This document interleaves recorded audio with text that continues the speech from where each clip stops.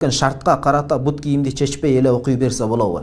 Карап көрөбүз, эгерде бут кийимиңиздин астында нажасаттар жабышып кала турган болсо окуганга болбойт. Бирок Азирет сүйүктүү пайгамбарыбыз саллаллаху алейхи вассалам бут кийим, аяк кийими менен намаз окуду.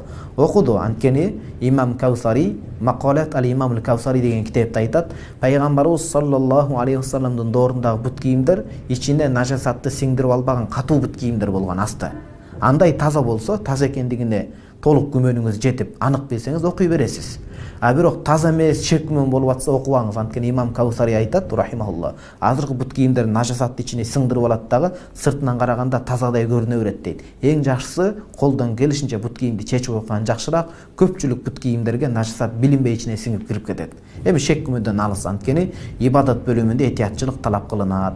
Бул же кабыл болот, же кабыл болбойт деген эки эле жол бар деген сөз.